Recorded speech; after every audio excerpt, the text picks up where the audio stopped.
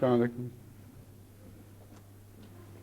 آیات تھیں جو کہیں تھیں آپ کو؟ ٹھیک ہے، دیکھ لیں. اذان دے دیں.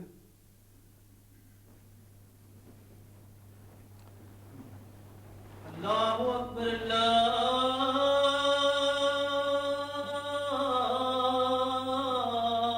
اکبر اللہ اکبر اللہ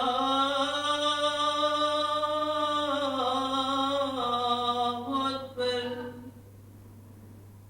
اشہد ان لا الہ الا اللہ اشہد ان لا الہ الا اللہ اشہد ان محمد رسول اللہ اشہد ان محمد رسول اللہ حی علی الصلاۃ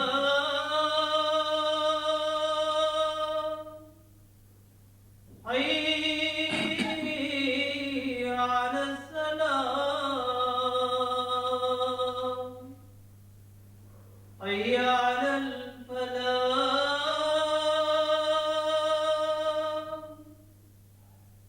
حی علی الفلاح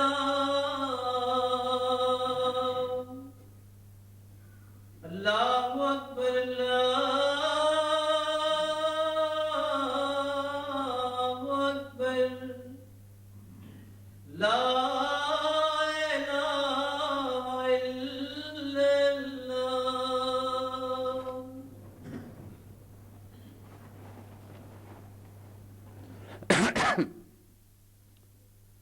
أشهد أن لا إله إلا الله وحده لا شريك له وأشهد أن محمدا عبده ورسوله. أما بعد فأعوذ بالله من الشيطان الرجيم. بسم الله الرحمن الرحيم. الحمد لله رب العالمين الرحمن الرحيم مالك يوم الدين. إياك نعبد وإياك نستعين. اهدنا الصراط المستقيم صراط الذين أنعمت عليهم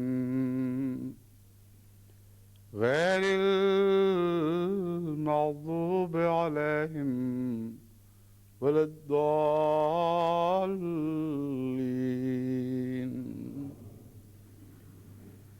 رمضان مبارک بہت سی برکتیں لے کے آیا اور بہت سی برکتیں پیچھے چھوڑ گیا اور بہت سی برکتیں ساتھ لے گیا.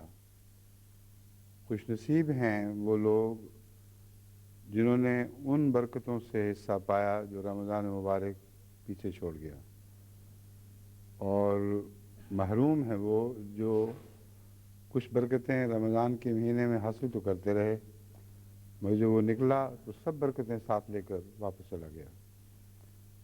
برکت وہی ہے جو دائمی طور پر ساتھ رہتی ہے. برکت وہی ہے جو آ کر ٹھہر جاتی ہے اور پھر کبھی انسان کا ساتھ نہیں چھوڑتی.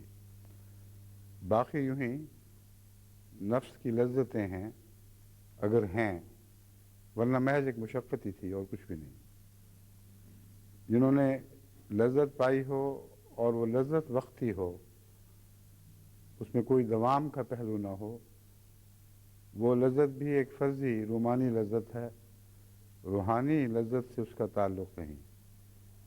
روحانی لذت میں ابدیت پائی جاتی ہے.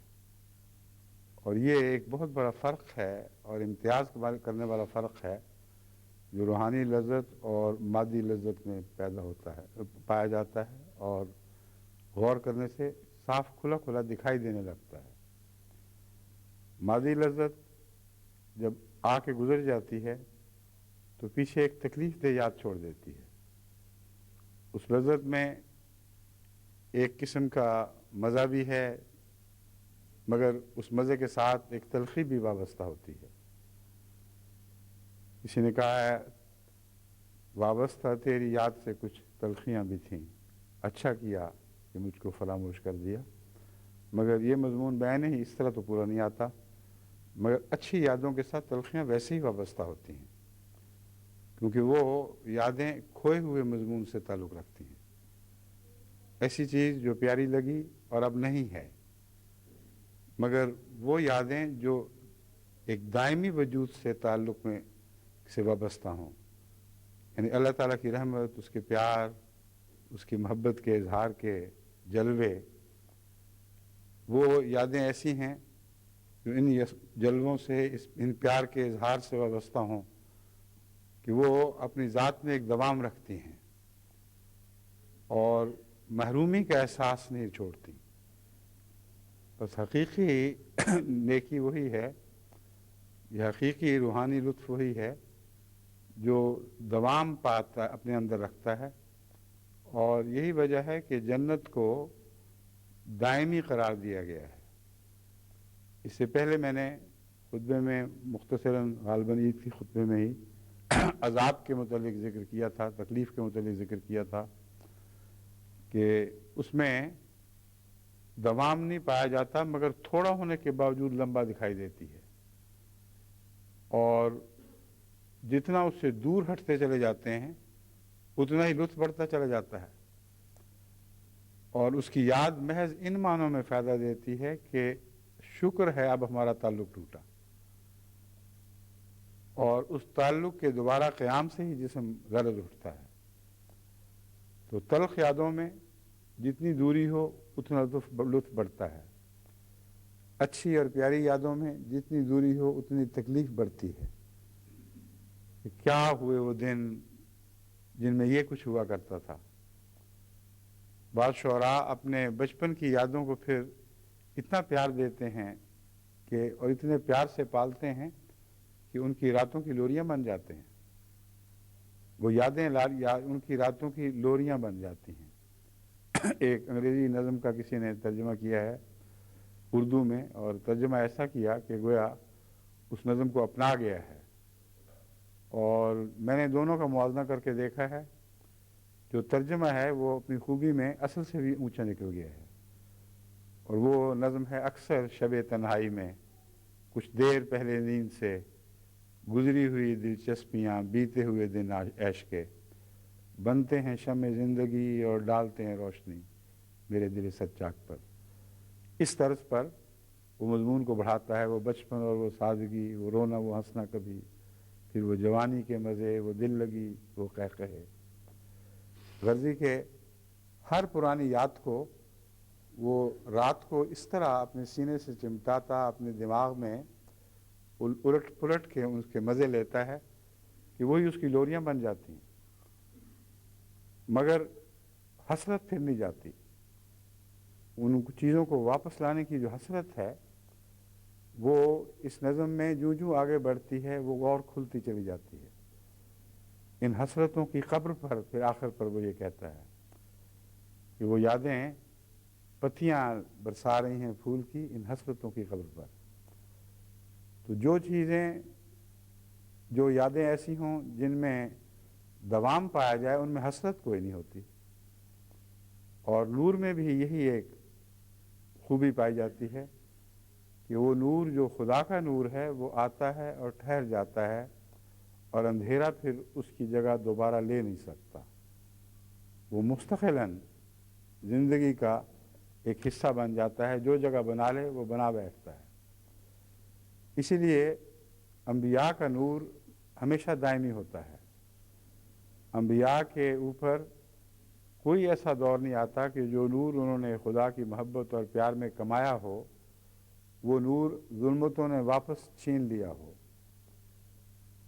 وہ پھول بڑھتا ہے، پھولتا ہے، پھیلتا ہے، اور جگہ بناتا چلا جاتا ہے، بدن کے روئیں روئیں میں سرایت کرتا چلا جاتا ہے، اور اس میں ایک دوام پایا جاتا ہے۔ وہی دوام ہے جو جنت بنے گا۔ جیسا کہ تلخ تجربہ جو ہے وہ اپنی ذات میں اگر لمبا ہو جائے تو ایک عذاب بنتا ہے، اور تھوڑا بھی ہو تو اس میں ایک لمبائی کا مضمون پایا جاتا ہے۔ چند لمحے عذاب کے بعض وقت ساری زندگی کو تلخ کر دیتے ہیں۔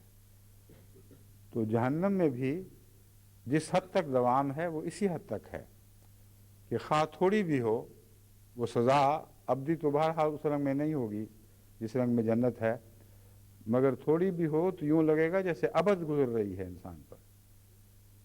ایک دو لمحے بھی گزرنے کا نام نہیں لیں گے، مصیبت پڑ جائے گی۔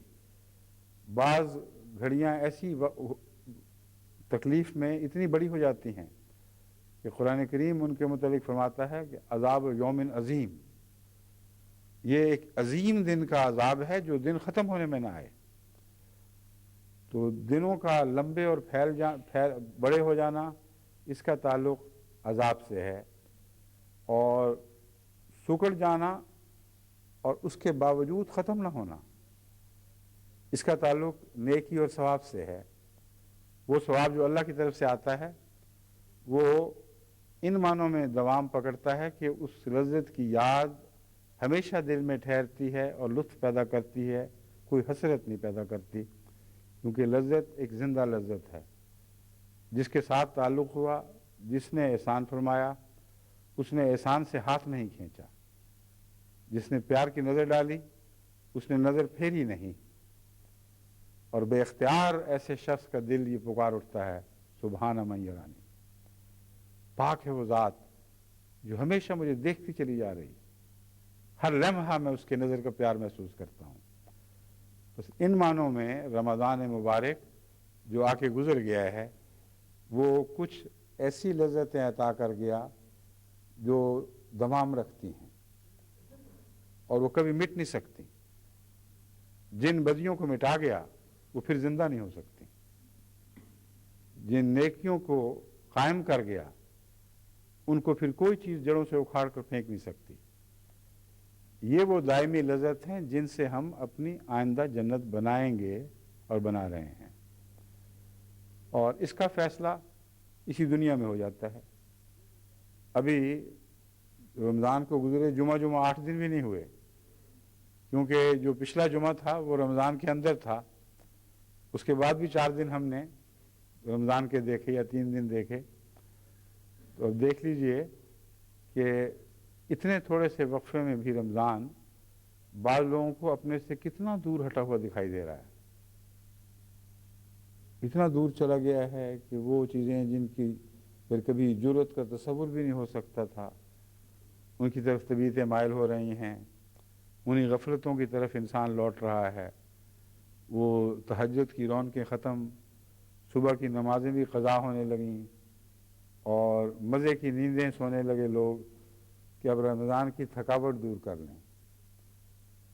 حالانکہ رمضان کی تھکاوٹ تو قرب الہی دور کیا کرتا ہے، اس کے سوا تو رمضان کی تھکاوٹ دور نہیں ہو سکتی۔ جس چیز کو آپ تھکاوٹ دور کرنا کہتے ہیں وہ تھکاوٹ کی طرف لوٹنا ہے، اس کے سوا اس کی کوئی حیثیت نہیں ہے۔ دنیا کی مشقت اور محنت ایک بے معنی اور بے حقیقت تھکاوٹ ہے جس کے آگے کوئی جنت نہیں ہے، اس کے آگے سراب ہے، تھکاوٹ جس کا نتیجہ سراب ہے۔ چنانچہ قرآن کریم ایسے شخص کی مثال جو دنیا کی لذتوں کی طرف دوڑ رہا ہے ایسے شخص سے دیتا ہے جو پیاسا بہت ہو مگر سراب کی طرف دوڑ رہا ہو،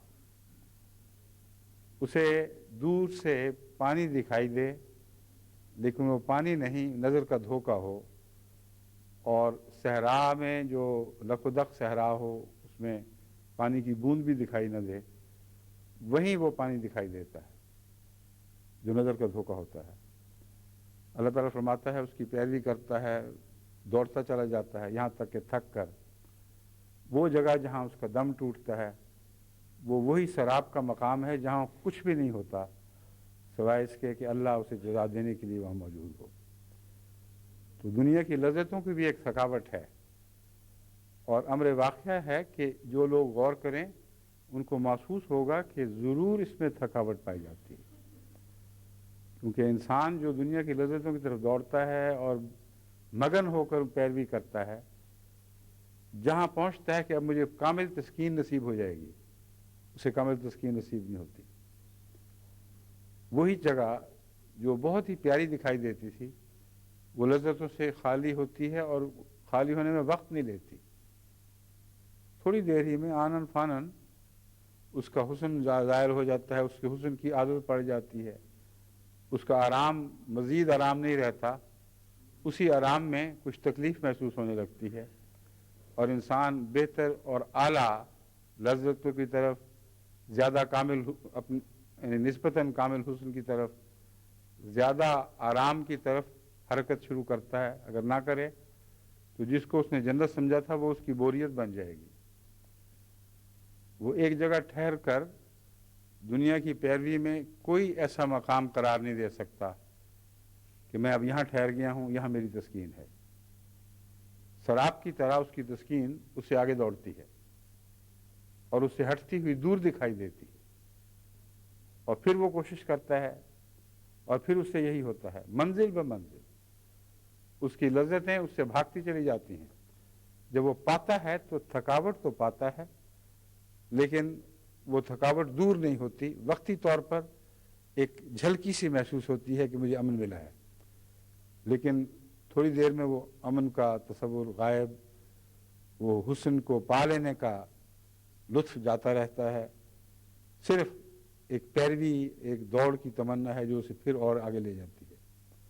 یہ سراب کی پیروی ہے، مگر جو دینی لذتیں ہیں ان کی بالکل اور مثال ہے۔ ان میں جو آپ نیکی کما لیں وہ ہمیشہ کے لیے آپ کی تسکین کا موجب بن جاتی ہے۔ بس ایسی نیکیاں ہیں کہ جو اپنی تکلیف کے لحاظ سے تو تھوڑی دیر رہ کر گزر گئیں، مگر اپنے سکون کے لحاظ سے وہ کبھی بھی مٹتی نہیں، یہاں تک کہ مدتوں ان کی یاد دل کی تسکین کا موجب بنتی ہے۔ جب انسان کو خوف دامنگیر ہو جائیں تو وہی ایک آدھ نیکی جو کسی وقت اس کو توفیق ملی وہ ایک ہی سایہ رہ جاتا ہے جس میں وہ ماحول کی تکلیف اور اس کے عذاب سے امن ڈھونڈتا ہے، وہاں کچھ تسکین پاتا ہے۔ حضرت صلی اللہ علیہ وآلہ وسلم ایسے آدمیوں کی مثال پیش کرتے ہیں کہ 3 آدمی ایک غار میں اس طرح پھنس گئے کہ زلزلے کی وجہ سے ایک بہت بڑا پتھر اس کے سامنے آ گیا اور وہ اس سے نکل نہیں سکتے تھے۔ انہوں نے بھی یہی نفسیاتی تسکین کی راہ ڈھونڈی اور آپس میں باتیں کی کہ ہم کوئی ایسی نیکی سوچیں جو اس کی نیکی کی یاد ہمارے دل میں ابھی بھی تر و تازہ ہے، ہم جانتے ہیں کہ خدا کو وہ پسند آئی ہوگی، اور اس نیکی کی یاد کر کے اس کا حوالہ دے کر خدا سے دعا مانگتے ہیں۔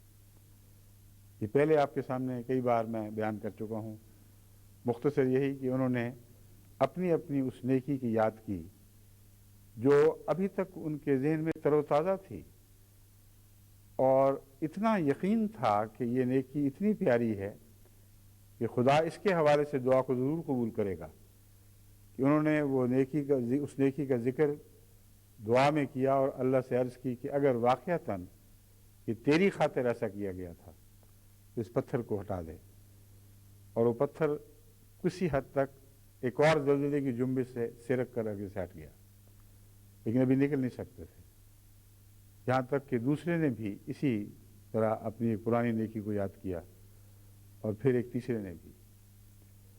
یہ تو انفرادی نیکیوں کا حال ہے، مگر نہ صرف یہ کہ وہ لذتیں رکھتی ہیں، فائدے کی صلاحیت بھی رکھتی ہیں۔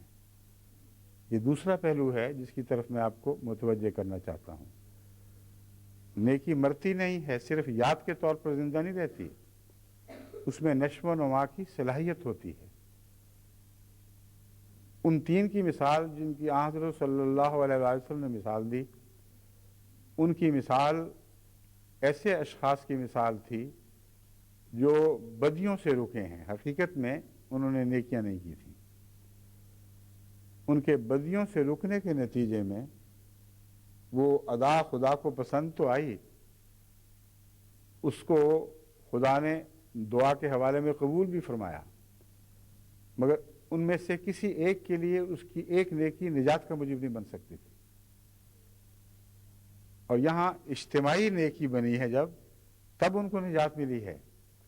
اس حصے پر بھی غور کرو کہ ایک شخص کی نیکی کے نتیجے میں جو بدیوں سے بچنے والی نیکی تھی، وہ اکیلا بھی نجات نہیں پا سکا، اور اس کی اکیلے کی دعا سے پتھر اتنا نہ سرکا کہ وہ اس کے رستے نکل جاتا اور دوسرے بھی فائدہ اٹھاتے۔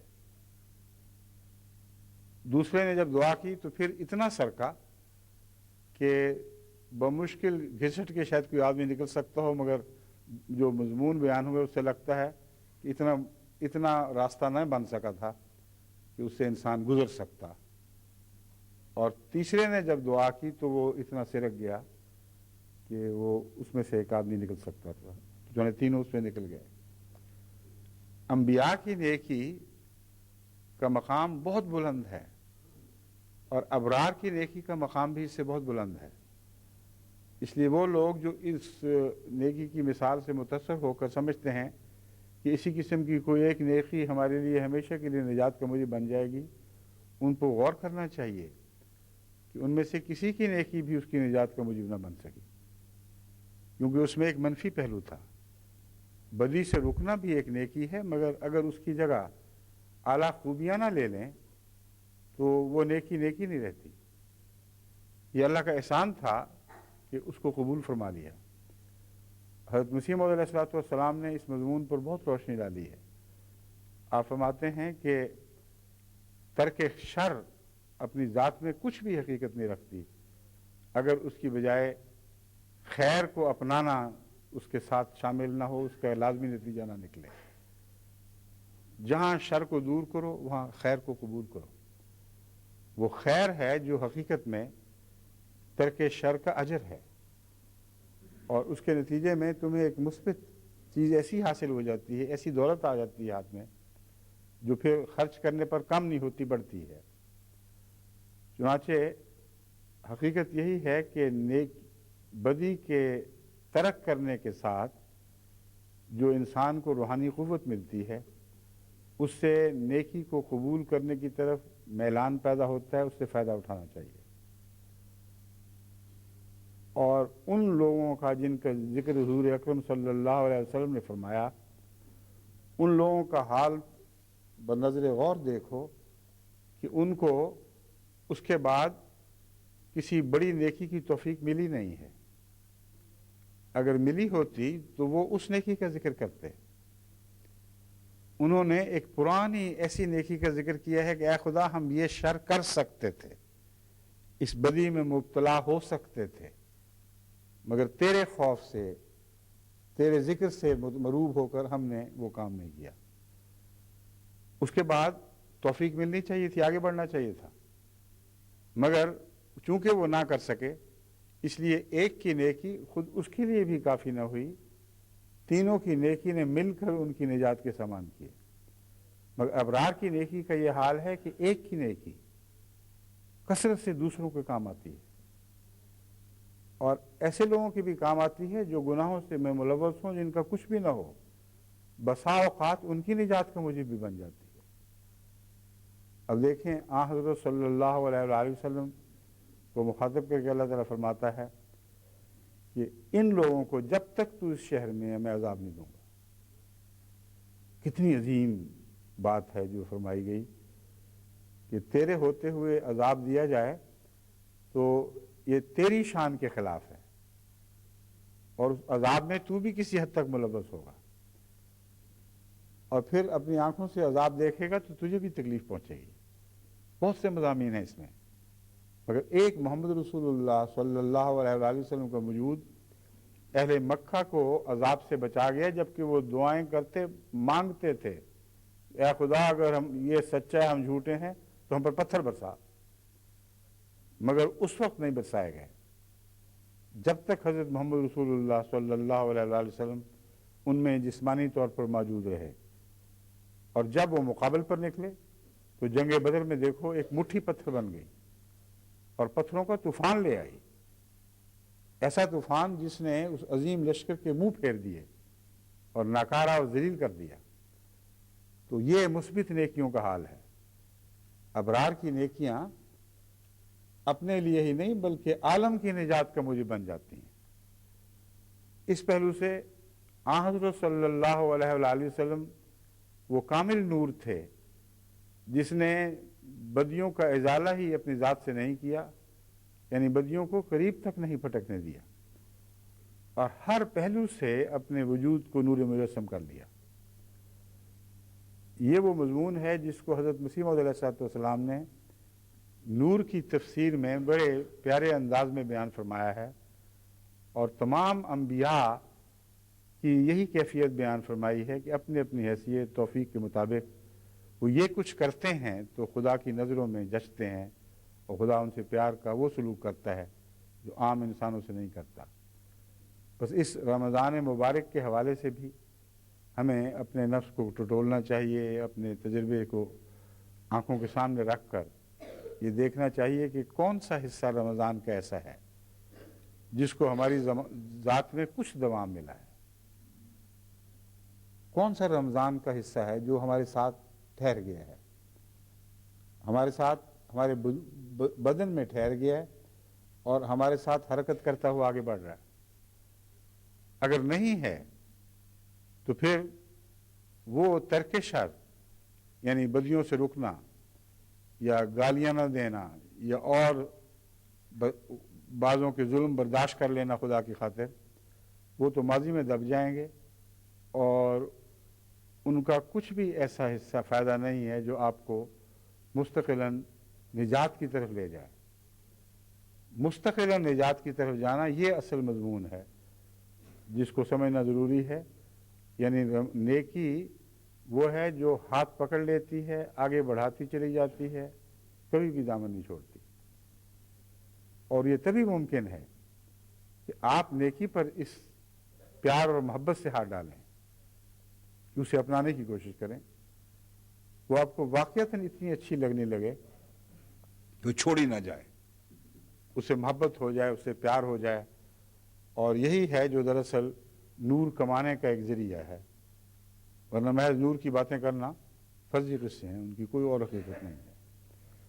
حضرت مسیح موعود علیہ السلام کی جو تحریرات میں آپ کے سامنے پیش کر رہا تھا، اب ان میں سے جو رہ گئی تھیں بعض، یا کچھ حصہ شاید میں پڑھ بھی چکا ہوں، مگر یہ جو صفحہ میرے سامنے ہے اس کا ایک حصہ تو یقیناً رہ گیا تھا جو میں نے جہاں سے بات آگے بڑھانی تھی۔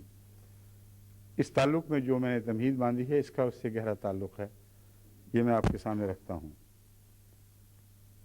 حضرت اقدس مسیح موعود علیہ السلام فرماتے ہیں، فیضان کے لیے مناسب شرط ہے اور تاریکی کو نور سے کچھ مناسبت نہیں، تاریکی کو نور سے کچھ مناسبت نہیں بلکہ نور کو نور سے مناسبت ہے، اور حکیم مطلق بغیر رعایت مناسبت کوئی کام نہیں کرتا۔ حکیم مطلق جسے عقل کل بھی ایک موقع پر فرمایا، یعنی کامل حکمتوں والا وہ ایک ہی ہے جو خدا کی ذات ہے، وہ مناسبت کے بغیر کوئی فعل نہیں کرتا، نور کو ظلم سے نہیں ملاتا، یہ نامناسب بات ہے۔ کہتے ہیں ایک قطرہ بھی گندگی کا ڈھیروں دودھ میں ملا دو تو سارا دودھ گندا ہو جائے گا، تو یہ غیر مناسب فعل ہے، غیر حکیمانہ فعل ہے۔ بس حضرت اقدس مسیح موعود علیہ السلام فرماتے ہیں کہ نور اترتا ہے مگر انہی جگہوں پر جنہیں پہلے صاف کر لیا جائے اور انہیں گندگیوں سے پاک کیا جائے، اور اندرونی نور انسان کو نصیب ہو تاکہ اس نور پر نور اترے۔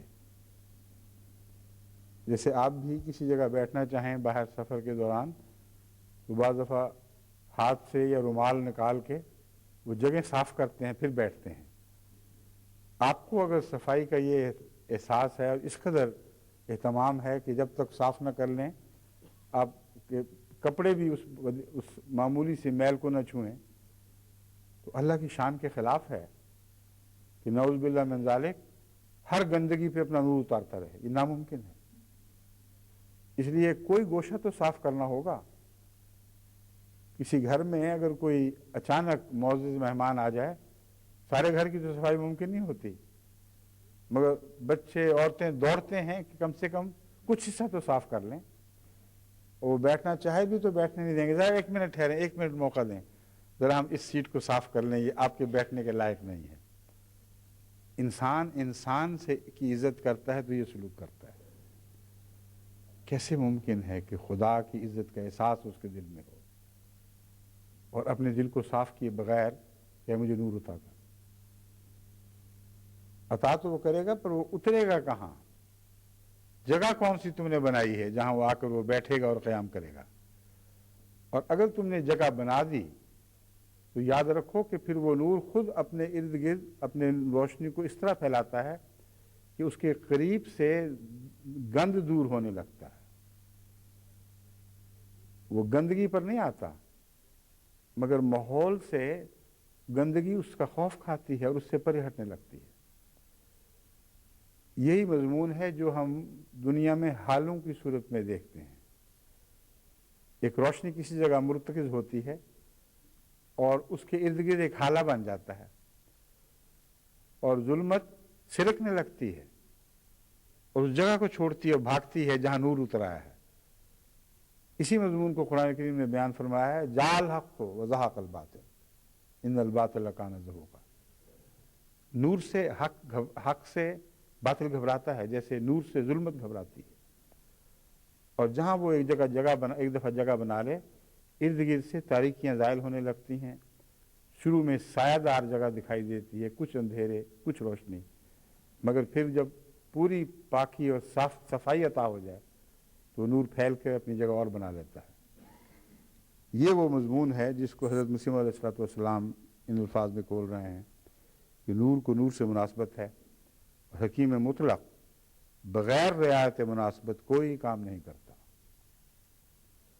ایسے ہی فیضان نور میں بھی اس کا یہی قانون ہے کہ جس کے پاس کچھ نور ہے اسی کو اور نور بھی دیا جاتا ہے، جس کے پاس کچھ نور ہے اسی کو اور نور بھی دیا جاتا ہے، اور جس کے پاس کچھ نہیں اس کو کچھ نہیں دیا جاتا۔ جو شخص آنکھوں کا نور رکھتا ہے وہی آفتاب کا نور پاتا ہے، اور جس کے پاس آنکھوں کا نور نہیں وہ آفتاب کے نور سے بھی بے بہرا رہتا ہے۔ اور جس کو فطرتی نور کم ملا ہے اس کو دوسرا نور بھی کم ہی ملتا ہے، اور جس کو فطرتی نور زیادہ ملا ہے اس کو دوسرا نور بھی زیادہ ہی ملتا ہے۔ اور انبیاء من جملہ سلسلہ متفاوتہ فطرت انسانی کے وہ افراد عالیہ ہیں جن کو اس کثرت اور کمال سے نور باطنی عطا ہوا ہے کہ گویا وہ نور مجسم ہو گئے۔ انبیاء وہ انسان ہیں جن کو خدا تعالیٰ نے اول فطرتاً اپنا نور ودیت فرمایا، نور حق ودیت فرمایا، اور پھر انہوں نے اپنے سارے وجود کو اس نور میں رنگ دیا ہے۔ جیسے مسیح علیہ السلام فرماتے ہیں اس کا ہر رنگ دلایا ہم، دل کو ان نوروں کا ہر رنگ دلایا ہم نے۔ یہاں وحبت کے ساتھ کسب شامل ہو جاتا ہے۔ ایک نور ہے جو وضعیت ہوا ہے فطرت میں، اور ہر انسان کو ضرور نور عطا ہوا ہے۔ یہ ممکن نہیں کہ کوئی انسان بھی نور کے بغیر پیدا ہو۔ اگر آپ حواس خمسہ پر غور کریں تو یہ مضمون اور بھی کھل جائے گا۔ جو حواس خمسہ میں سے کچھ بھی نہیں رکھتا وہ مر گیا ہے، وہ پیدا ہی نہیں ہوا۔ نور سے مراد صرف آنکھوں کا نور نہیں ہے، نور سے مراد وہ ذریعہ ابلاغ ہے جو باہر کے حالات کو روح کے اندر تک پہنچاتا ہے، اور ذہن کے آخری نقطے میں جو شعور کا آخری نقطہ ہے، باہر کی دنیا کی باتیں معلوم ہونے لگتی ہیں جن کا اس ذریعہ ابلاغ کے سوا معلوم ہونا ممکن ہی نہیں ہے۔ بس اگر ایک آدمی اندھا ہے، بہرا ہے، گونگا ہے، اگر وہ لمس کی صفت بھی نہیں رکھتا، اگر مثبت صفات سے آ رہی ہے اور منفی صفت بھی نہیں رکھتا، یعنی بھوک محسوس نہیں کرتا، دکھ محسوس نہیں کرتا، جلن کا احساس نہیں، سردی کا گرمی کا احساس نہیں، نہ سنتا ہے نہ بولتا ہے، تو مردہ اور کس کو کہتے ہیں؟ بس کوئی انسان ایسا نہیں جو نور کے بغیر ہو اور ہم اسے زندہ کہہ سکیں۔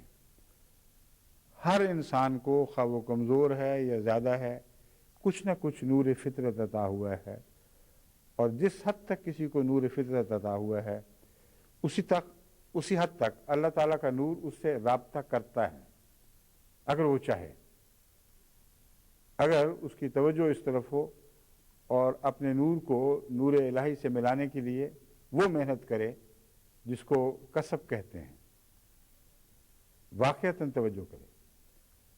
اس محنت کا ذکر قرآن کریم کی اس آیت میں ملتا ہے، یا ایھا الانسان انک کادح الی ربک کدحا فملاقیہ۔ اے انسان، نور تو تجھے عطا ہوا ہے، نور فطرت سے تو کسی کو بھی خدا نے خالی نہیں چھوڑا، مگر ملے گا وہی خدا سے جس کے متعلق فرمایا انک کادح الی ربک کدحا۔ تو اپنے رب کی طرف جانے کے لیے بڑی محنت کر رہا ہے، فملاقیہ۔ بس یاد رکھ کہ تیری محنت کام آئے گی اور رائے گاہ نہیں جائے گی۔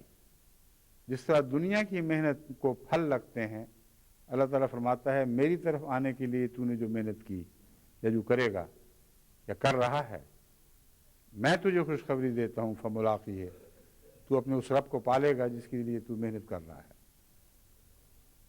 یہی محنت تھی رمضان کی، جس کے متعلق آن حضرت صلی اللہ علیہ وآلہ وسلم نے فرمایا کہ روزے کی میں جزا ہوں، کیونکہ یہ محنت خدا کی طرف تھی۔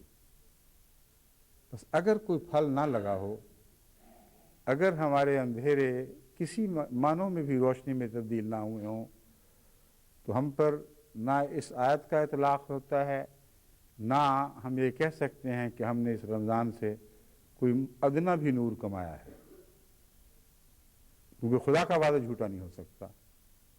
فرماتا ہے انک کادح الی ربک کدحا، اے انسان ضرور تو محنت کرے گا اور کر رہا ہے۔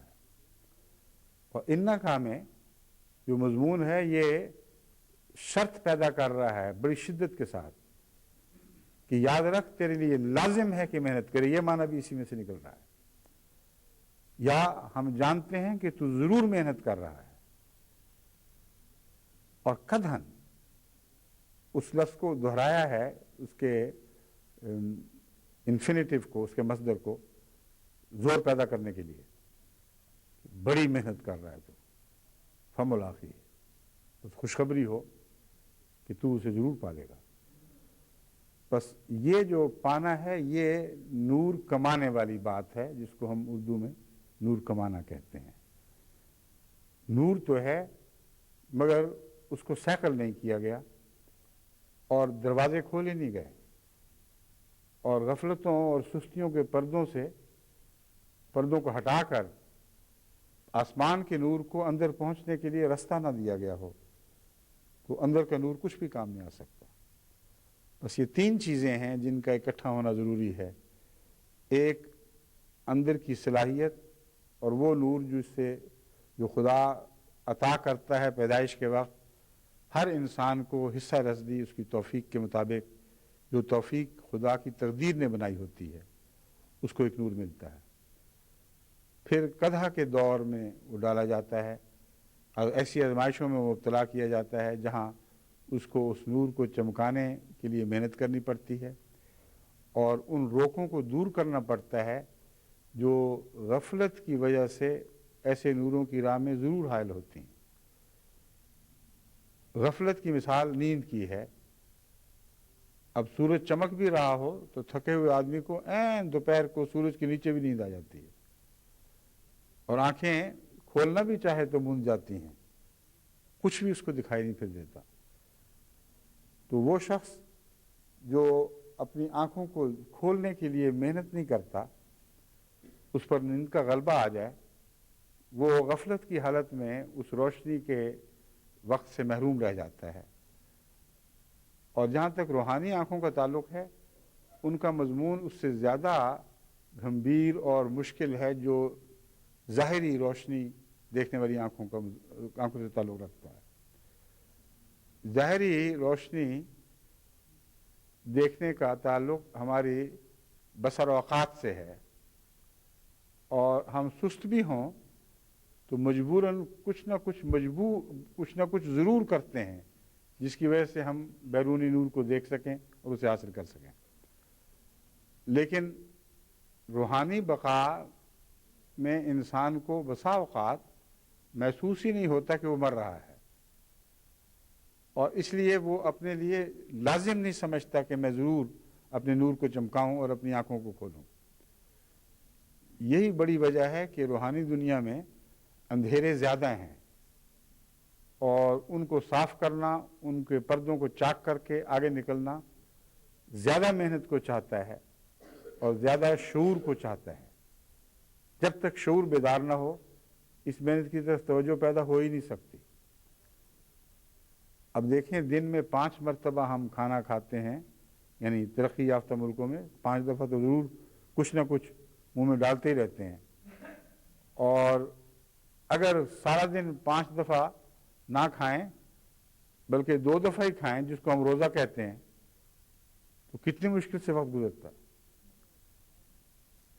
ایسے سخت بھی روزے آتے ہیں کہ اس کا لمحہ لمحہ یاد کرا رہا ہوتا ہے کہ تم کسی چیز سے محروم ہو۔ مگر روحانی دنیا میں بعض لوگ عمر بھر نماز نہیں پڑھتے، ان کو پتہ بھی نہیں لگتا کہ ہم بھوکے ہو کے مر بھی چکے ہیں۔ اس کی وجہ یہ ہے کہ بھوک کسی حد تک تو محسوس ہوتی ہے، جب وہ موت میں تبدیل ہو جائے تو پھر کیسے محسوس ہوگی؟ تو اکثر تو غفلت کی حالت میں نہیں بلکہ موت کی حالت میں زندگی بسر کرتے ہیں۔ مگر اس موت کا اور مادی موت کا ایک فرق ہے۔ مادی موت ایک دفعہ آ جائے تو پھر ہمیشہ کے لیے چمٹ جاتی ہے، اس سے انسان نکل نہیں سکتا۔ لیکن روحانی موت اگرچہ موت کی ساری علامتیں رکھتی ہے، یعنی کھائے پیے بغیر انسان پھر بھی جیسا دنیا میں سانس لے رہا ہے، یہ امکان رکھتا ہے اپنے اندر کہ پھر وہ آنکھیں کھول دے۔ بس روحانی موت کے مردوں کے متعلق اللہ تعالیٰ فرماتا ہے کہ جب یہ رسول، اللہ کا رسول محمد رسول اللہ، تمہیں بلائے کہ تاکہ تمہیں زندہ کرے تو استجابت کیا کرو، لبیک کہا کرو۔ اب دیکھ لیں، بظاہر تو ایک ہی قسم کی اصطلاحیں ہیں مگر ان دونوں میں فرق ہے۔ بس جب مثالیں دی جاتی ہیں یا اصطلاحیں پیش کی جاتی ہیں تو آنکھیں بند کر کے مادی اصطلاحوں یا مثالوں کو بین ہی روحانی اصطلاحوں یا مثالوں پر چسپاں کرنا بے وقوفی ہے۔ غور کر کے دیکھیں تو مضمون خود سمجھ آ جائے گا۔ زندگی اور موت کی باتیں ہوتی ہیں۔ مادی زندگی میں تو خدا کہتا ہے ایک دفعہ مر گیا تو کبھی زندہ ہو ہی نہیں سکتا۔ بس جہاں موت کی اور زندگی کی اکٹھی باتیں کرتا ہے وہاں ضرور روحانی زندگی مراد ہے۔ چنانچہ حضرت ابراہیم علیہ السلام نے جب عرض کیا رب ارنی کیف تحیی الموتی، تو خدا نے مردہ زندہ کرنے کا گر سکھا دیا۔ صاف پتہ چلتا ہے کہ وہاں روحانی موت مراد تھی، جسمانی موت کا تو حال ہی مختلف ہے۔ بس جہاں آن حضرت صلی اللہ علیہ وآلہ وسلم کے متعلق فرمایا اے لوگو جو ایمان لاتے ہو، جب تمہیں یہ رسول، خدا کا رسول بلاتا ہے تاکہ تمہیں زندہ کرے تو لبیک کہا کرو، تو وہاں بھی روحانی زندگی مراد ہے۔ تو ہر دفعہ جو انسان بیرونی نیکیوں سے محروم رہتا ہے تو بعض دفعہ غفلت اور بعض دفعہ موت حائل ہو جایا کرتی ہے۔ جہاں تک موت کا تعلق ہے वो तो दोबारा उस मुर्दे का जी उठना एक गैर मामूली रूहानी वजूद को चाहता है, इसीलिए अंबिया का सिलसिला जारी है। अंबिया आते हैं तो फिर मुर्दे जिंदा होने शुरू होते हैं। जब वो नहीं होते तो बसा औकात गफलत से पर्दे उठाने के इंतज़ाम तो दीगर बुजुर्ग भी करते ही रहते हैं, मगर मुर्दों को ज़िंदा करने की तौफीक शाज़ व नादिर किसी को होती है। अंबिया वो हैं जो उन गफलतों के पर्दे चाक कर देते हैं, दबे हुए नूरों को उठा देते हैं, आंखें खुलने लगती हैं, सोई हिस्सें जागने लगती हैं और इंसान फिर बैरूनी नूर से राब्ते के लिए तैयार हो जाता है। ये वो मज़मून है जिसको हज़रत मसीह मौऊद अलैहिस्सलाम बयान फरमा रहे हैं कि जिसको आँखों का नूर नहीं वो आफ़ताब के नूर से भी बेबहरा रहता है। जिसको फितरती नूर कम मिला है उसको दूसरा नूर भी कम ही मिलता है, जिसको फितरती नूर ज़्यादा मिला है उसको दूसरा नूर भी ज़्यादा ही मिलता है। और अंबिया मिन जुमला सिलसिला मुतफाविता फितरत इंसानी के वो अफराद आलिया हैं जिनको इस कसरत और कमाल से नूर बातिनी अता हुआ है कि गोया वो नूर मुजस्सम होगा। ये मुश्किल अल्फाज हैं, मगर जब बड़े मजमून को कूजे में बंद करना पड़ता है तो फिर आम जो ज़ुबान है वो मुतहम्मिल ही नहीं होती। उसके लिए आला दर्जे की ज़ुबान जो आमद व नास के लिए मुश्किल है उसको इस्तेमाल करना ज़रूरी हो जाता है। तो हज़रत मसीह मौऊद अलैहिस्सलाम जहाँ सलीस उर्दू लिखते हैं वहाँ हैरत अंगेज़ खुद रवी के साथ वो ज़ुबान चलती है और साथ पढ़ने वाले को भी बहाती चली जाती है। जहाँ बहुत गहरे और मुश्किल मज़ामीन बयान होने हों वहाँ आपकी ज़ुबान उसी तरह मुश्किल हो जाती है, उसे समझाना पड़ता है। सिलसिला मुतफाविता फितरत इंसानी मुराद ये है कि तमाम फितरत इंसानी को अल्लाह ताला ने एक ही हाल, एक ही सलाहियत, एक ही हदूद अरबा के साथ पैदा नहीं किया। फितरत इंसानी नेक और पाक तो है, मगर कोई छोटा है कोई बड़ा है, कहीं कोई कूज़ा है, कहीं कोई वसी दरिया का दरिया के बहाव का बर्तन है या वो ज़र्फ़ है जिसमें दरिया बहता चला जाता है, कहीं वो समंदर का ज़र्फ़ है जो लामुतनाही दिखाई देता है, एक किनारे से दूसरे किनारे पर देखो तो कुछ समझ नहीं आती। हज़रत मसीह मौऊद अलैहिस्सलाम फरमाते हैं कि ऐसा ही इंसानी फितरत में खुदा ताला ने मुख्तलिफ सलाहियतें, मुख्तलिफ ज़र्फ़ रखे हैं और वो अंबिया वो अफराद आलिया हैं जिनको इस कसरत और कमाल से नूर बातिनी अता हुआ है कि गोया वो नूर मुजस्सम हो गए। अब नूर मुजस्सम क्या चीज़ है? नूर तो जिस्म नहीं रखता। अगर इस बात को समझें तो फिर वही इलाही और अंबिया कि आली मर्तबा का कुछ तसव्वुर दिलों में बांधा जा सकता है। जिस्म के अंदर मुख्तलिफ सलाहियतें हैं और हर सलाहियत का खुदा ताला की किसी सिफ्त से ताल्लुक़ है और उस सिफ्त के शुक्र का हक अदा करने का मजमून हमेशा इंसान को बाद नेकियों की तरफ बुलाता है। आँख है, आँख का भी शुक्र अदा करने का हक है। आँख पहले खुदा ताला के नूर को देखने समझने की सलाहियत हासिल करे, जिन जगहों से रोका जा रहा है वहाँ से रुके, जिन लोगों के जगहों के मुतालिक फरमाया जा रहा है कि देखो वहाँ देखे, उसका देखना और उसके देखने की सच्चाई, ये सारे वो मज़ामीन हैं जिनका आँख के नूर से ताल्लुक़ है। सिर्फ ज़ाहिरी तौर पर शुआओं के मुनकिस होने से इंसान नहीं देख सकता। जब रूहानी दुनिया में बात करते हैं तो ये सारी बातें आ जाती हैं। यानी वो मकाम जहाँ खुदा फरमाता है रुक जाओ, जहाँ ठोकरें हैं, अगर आप उन मकामात से गुज़र जाएं और वो मकामात आपको दिखाई ना दें तो लाजिमन ठोकर खाएंगे और इसी का नाम अंधे का भटकना है। जुल्मात में भटकने वाले इसी तरह बेचारे ठोकरें खाते फिरते हैं। तो हज़रत मसीह मौऊद अलैहिस्सलाम फरमाते हैं कि अंबिया वो हैं जो नूर मुजस्सम हो जाते हैं یعنی ان کے جسم کا کوئی ذرہ بھی ایسا نہیں رہتا جس کی صفات پر اللہ تعالیٰ کی مرضی کا نور جلوہ گر نہ ہو چکا ہو. ان کا اٹھنا بیٹھنا سونا جاگنا، ان کی ہر حرکت، ان کا ہر سکون خدا کے تابع ہو تو تب اسے نور مجسم کہیں گے نا. اس کے بغیر وہ نور مجسم کیسا ہو سکتا ہے؟ اور جب نور ہر چیز کو ڈھانپ لیتا ہے تو گویا جسم غائب ہو گیا، جسم برتن بن گیا، اس برتن کو نور نے بھر دیا ہے، اور پھر آپ یہ نہیں کہہ سکتے کہ یہ جسم ہے اور یہ نور ہے. ان معنوں میں واقعتاً بندوں کے نور مجسم بنتے ہیں، مگر ان بندوں کے جو بندگی کا حق ادا کرتے ہیں. اور آن حضرت صلی اللہ علیہ وآلہ وسلم بھی نور مجسم تھے، مگر حضرت مسیح موعود علیہ السلام فرماتے ہیں کہ تمام انبیاء نور مجسم تھے. نور مجسم ہوئے بغیر ان پر وحی کا نزول ہو ہی نہیں سکتا تھا. اور نور مجسم ہونے کے لحاظ سے ان میں اور حضرت اقدس محمد مصطفیٰ صلی اللہ علیہ وآلہ وسلم میں ایک فرق رہ جاتا ہے کہ ایک چھوٹا وجود نور مجسم بنا ہے یا ایک بڑا وجود نور مجسم بنا ہے. ایک چھوٹا ظرف بھرا ہے یا ایک بڑا ظرف بھرا ہے. پیالہ بھی تو بھرتا ہے، کشکول بھی بھرتا ہے، مگر وہ خزانہ بھی بھرا ہوا ہوتا ہے بسا اوقات جس سے لاکھوں کروڑوں کشکول بھرے جا سکتے ہیں.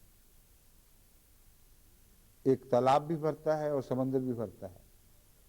تو یہ کہہ دینا کہ انبیاء کے ساتھ رسول اللہ کو شامل کیا، یہ گویا کہ نعوذ باللہ من ذالک رسول اللہ صلی اللہ علیہ وسلم کی تخفیف فرمائی، ہرگز درست نہیں.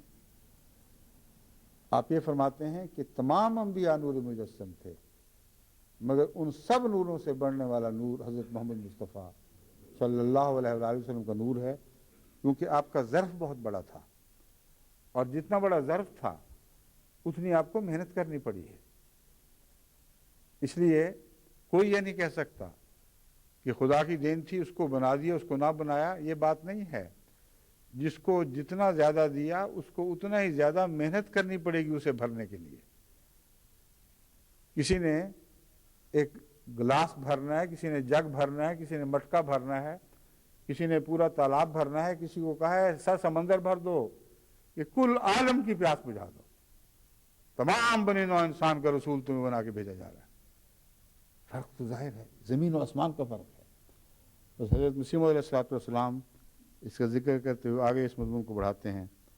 اس جہت سے قرآن شریف میں آن حضرت صلی اللہ علیہ وسلم کا نور اور آپ کا نام نور اور سراج منیر رکھا ہے، جیسا کہ فرمایا قد جاءکم من اللہ نور و کتاب مبین و داعیا الی اللہ باذنہ و سراج منیرا. اور اللہ کی راہ میں بلانے والا اس کے اذن کے ساتھ جو سراج منیرا ہے. تو جو کل عالم کو نور بخشے اس کو سورج ہی کہنا چاہیے، جبکہ کسی اور نبی کو سورج نہیں فرمایا گیا. مگر سارے ہی روشن تھے، سارے ہی سرتاپا روشن تھے، کوئی ان کے وجود کا حصہ اندھیرا نہیں تھا. مگر خدا نے ان کو جتنا ظرف دیا تھا وہ بھر دیا.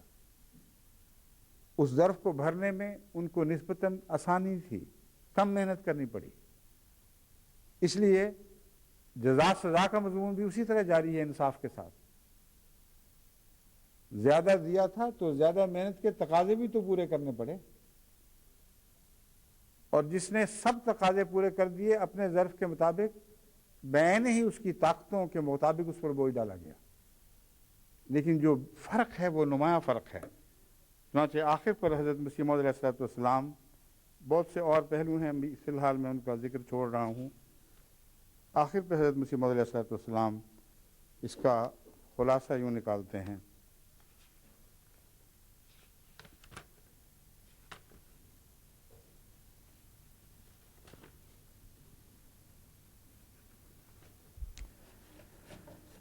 وجود مبارک، میں باقی مضمون جو نور کے پھر بیان کروں گا، لیکن اس موقع پر کیونکہ مضمون وہاں تک پہنچ گیا ہے جہاں حضرت اقدس مسیح موعود علیہ السلام کی اس تحریر کا پڑھنا عین مناسب حال ہے. آپ فرماتے ہیں وجود مبارک حضرت خاتم الانبیاء صلی اللہ علیہ وآلہ وسلم میں کئی نور جمع تھے.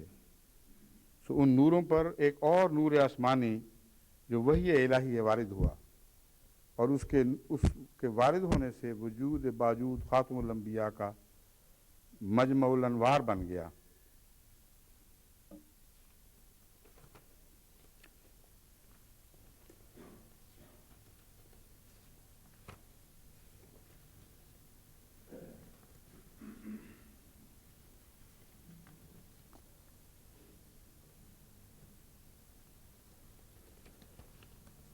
وہ حوالہ ایک اور بھی ہے جو اس موقع پر بہت ہی برمحل چسپاں ہو رہا ہے، لیکن اس وقت اس کی تلاش دقت پیش آ رہی ہے۔ شاید اللہ کا منشا یہی ہے کہ باقی مضمون کو آگے بڑھانے کے بعد پھر آخر پر ہی اس کو پیش کروں۔ وقت بھی چونکہ ختم ہو رہا ہے، اس لیے میں آپ کو یہ بتانا چاہتا ہوں اور یاد دلانا چاہتا ہوں کہ یہ جتنی باتیں میں نے کہی ہیں یہ گزشتہ رمضان کے حوالے سے کہی ہیں۔ ابھی وقت ہے کہ ہم ہاتھوں سے جاتے ہوئے رمضان کا جتنا حصہ روک سکتے ہیں روک لیں اور دامن پکڑیں، کوشش کریں کچھ تو ہاتھ آ جائے۔ اس لیے یہ وقت سوچ میں اور فکر میں اور نفس کے مطالعہ میں اور کھوج میں خرچ کریں کہ رمضان آیا تھا، چلا بھی گیا، کچھ دقتیں لے کے آیا، کچھ سہولتیں باقی چھوڑ گیا، مگر دقتوں نے کچھ ایسی سہولتیں بھی عطا کی ہیں جو دائمی ہو چکی ہیں، جن کے نتیجے میں آپ کہہ سکتے ہوں کہ میں نے اللہ تعالیٰ سے کچھ ایسا تعلق قائم کر لیا ہے جو اب مجھ سے وفا کرے گا، یہ کبھی چھوڑ کے نہیں جائے گا۔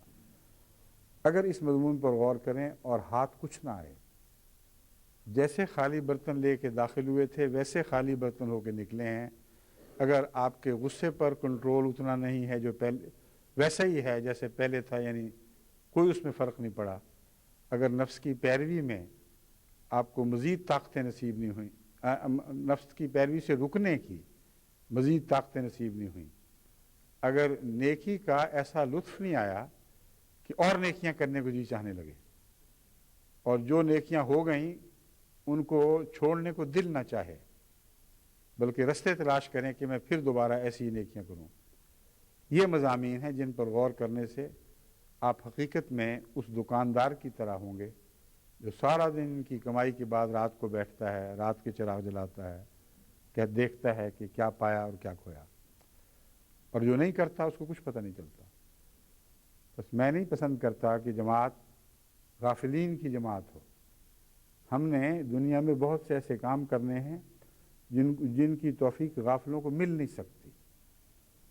حضرت مسیح موعود علیہ السلام نے دیکھو سراج منیرہ کی تعریف کے ساتھ داعی اللہ کے مضمون کو، جیسا کہ قرآن نے فرمایا، باندھ کر نمایاں طور پر دکھایا ہے۔ داعی اللہ کے لیے سراج منیر ہونا ضروری ہے۔ اس داعی اللہ کے لیے سراج منیر ہونا ضروری ہے جو سب دنیا کو بلا رہا ہے، جو سب دنیا کو روشنی کی طرف بلاتا ہے۔ روشنی دے گا تو بلائے گا نا، جس کی اندھیروں تک رسائی نہیں ہے وہ کیسے وہاں سے لوگوں کو کھینچ کر روشنی کی طرف نکالے گا؟ بس آن حضرت صلی اللہ علیہ وآلہ وسلم داعی اللہ بنائے گئے، اس لیے اللہ فرماتا ہے سراج منیرہ بنائے گئے، تبھی تقاضا تھا دعوت اللہ کا۔ ہماری جماعت آج یہ دعویٰ کر رہی ہے کہ ہم داعی اللہ بنائے گئے ہیں تمام دنیا کے انسانوں کو محمد مصطفیٰ صلی اللہ علیہ وسلم کے نور سے منور کرنے کے لیے۔ اب دامن میں کچھ نور ہوگا تو لے کے چلیں گے نا، اور کچھ نہیں تو اپنے رومال میں جگنو ہی اکٹھے کر لیے ہوتے۔ وہ کچھ روشنیاں چھوٹی چھوٹی جو چمکتی بھی ہیں اور بجھ بھی جاتی ہیں، مگر اگر زیادہ اکٹھی ہو جائیں تو اس سے بھی کچھ رستہ دکھائی دینے لگتا ہے۔ تو نور کی تلاش کریں تب داعی اللہ بنیں گے، اور نور کو محفوظ کریں اور اس نور کو پھر چمکائیں اور سیکل کریں تاکہ آپ کے آگے آگے بھاگے، جیسا کہ قرآن کریم فرما رہا ہے، آپ کا راستہ بھی صاف کرے اور دشمن بھی دیکھے تو جان لے کہ نجات اسی میں ہے کہ اس صاحب نور کے ساتھ چلیں۔ جب اندھیرے گھیر لیں، رستے خطرناک ہوں، تو کوئی ایک صاحب چراغ بھی ہو، سب اکٹھے ہو کر اس کے پیچھے چلتے ہیں، اسی کا دامن پکڑتے ہیں، اس کے ساتھ قدم پہ قدم رکھنے کی کوشش کرتے ہیں، ورنہ خود اپنا نقصان ہے۔ تو ایسے چمکتے ہوئے نورانی وجود کے طور پر دنیا کے سامنے ابھریں جہاں حضرت صلی اللہ علیہ وآلہ وسلم کے سراج منیر کا کچھ حصہ موجود ہو۔ سراج منیر کا لطف یہ ہے کہ سراج منیر ہر نور پیدا کرتا ہے۔ وہ شمع جو جلائی جاتی ہے وہ بھی سورج کے نور سے بنی ہوئی ہے۔ وہ تیل جس کی طاقت سے ہوائی جہاز اڑائے جاتے ہیں اور بڑے بڑے کارخانے قائم کیے جاتے ہیں، وہ بھی سراج منیرہ سے بنا ہوا ہے، اور سراج منیرہ کی آگ سے نہیں، سراج منیرہ کی روشنی سے۔ میں پہلے بھی یہ مضمون آپ پر کھول چکا ہوں، میں صرف حوالہ دے رہا ہوں، اس حوالے کو ذہن میں یاد رکھیں۔ یہ نور الہی ہے جو سورج میں چمکا ہے، اور سورج اس نور کا پردہ ہے، خود نور الہی بذات خود نہیں ہے، لیکن وہ پردہ چمک اٹھا ہے نور الہی سے۔ حضرت صلی اللہ علیہ وآلہ وسلم وہ نور کا پردہ ہیں جس میں خدا اس شان سے چمکا ہے کہ گویا وہی خدا دکھائی دینے لگے۔ یہ مضمون ہے، اس کو پیش نظر رکھتے ہوئے اس سراج منیرہ سے کچھ نور مانگیں، اپنے جھولی اس کے آگے پھیلائیں، اس نور سے اپنا کوئی گوشہ تو منور کریں۔ اگر پیار اور محبت سے آپ نے محمد رسول اللہ صلی اللہ علیہ وسلم کا نور مانگا اور اپنایا تو میں آپ کو یقین دلاتا ہوں کہ وہ نور اپنی ارد گرد بھی نور کے لیے جگہیں پیدا کرنا شروع کر دے گا۔ اس نور میں بڑھنے کی صلاحیت ہے، اس نور میں پھیلنے کی صلاحیت ہے، اور پھر آپ کا سفر حقیقت میں زندگی اور نور کا سفر ہوگا۔ پھر آپ کا سفر بے ثمر نہیں رہے گا۔ دعوت اللہ کے پھل جب ایسے داعین اللہ کو لگتے ہیں جو نور کی روشنی لے کر چلتے ہیں تو اس نور سے وہ بھی حصہ پاتے ہیں، ورنہ بسا اوقات اندھی تبلیغ سے بھی کچھ لوگ احمدی ہو جاتے ہیں، اسلام قبول کر لیتے ہیں، مگر وہ بھی مردہ سے رہتے ہیں، انہیں جان نہیں پڑتی۔ آپ وہ نئے ہونے والے مسلمان بنائیں، آپ وہ نئے ہونے والے احمدی پیدا کریں جو آپ کے نور سے منور ہوں، جو محمد رسول اللہ علیہ وسلم کے نور کا ایک جلوہ ہے، اور آپ کی زندگی ان میں بھی جھلکنے لگے، آپ کی قربانی کی روح ان کے دل میں بھی دھڑکنے لگے۔ اللہ کرے کہ یہ ایسا ہی ہو، اس کے بغیر یہ دنیا زندہ نہیں ہو سکتی، اس کے بغیر اس دنیا کے اندھیرے نور میں تبدیل نہیں ہو سکتے۔ اللہ ہمیں اس کی توفیق عطا فرمائے۔